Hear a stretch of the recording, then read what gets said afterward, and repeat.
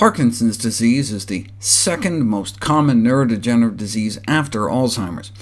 In the U.S., there are approximately 60,000 new cases diagnosed every year, bringing the total number of current cases up to about 1 million, with tens of thousands dying from it every year.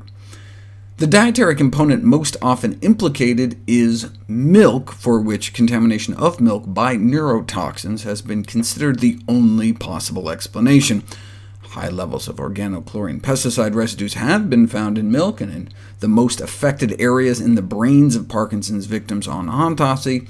Since pesticides in milk have been found all over, maybe the dairy industry should require toxin screenings of milk, and there are indeed now inexpensive, sensitive, portable tests available, no false positives, no false negatives, providing rapid detection of highly toxic pesticides in milk.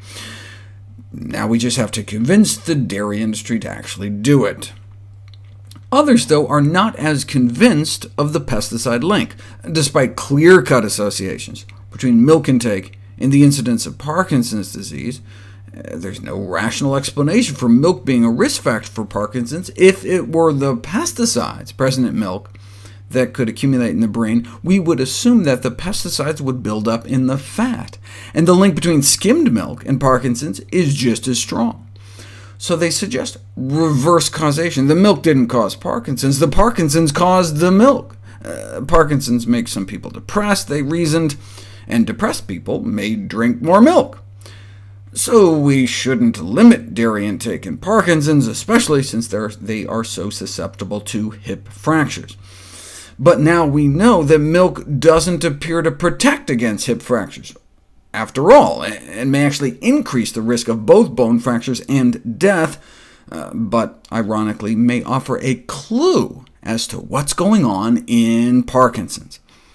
But first, this reverse causation argument. Did milk lead to Parkinson's, or Parkinson's lead to milk? What one needs are prospective cohort studies, where you measure milk consumption first, and then follow people forward over time, and such studies still found a significant increased risk associated with dairy intake. Risk increased by 17% for every small glass of milk a day, and 13% for every daily half slice of cheese. Again, the standard explanation is that it's from the pesticides and other neurotoxins in dairy, but that doesn't explain why there's more risk attached to some dairy products than others. Pesticide residues are found in all dairy products, so why should milk be associated with Parkinson's more than cheese? Well, there are other neurotoxic contaminants in milk besides the pesticides themselves, like tetrahydroisoquinolines, found in the brains of Parkinson's disease victims, but in higher levels in cheese than milk, though people may drink more milk than they eat cheese. The relationship between dairy and Huntington's appears similar. Huntington's disease is a horrible degenerative brain disease that runs in families, whose early onset may be doubled by dairy consumption. But again, this may be more milk consumption than cheese consumption. Which brings us back to the clue in the more milk, more mortality study. Anytime you hear disease risks associated with more milk than cheese, more oxidative stress, inflammation, we should think galactose, the milk sugar, rather than the milk fat, protein, or pesticides.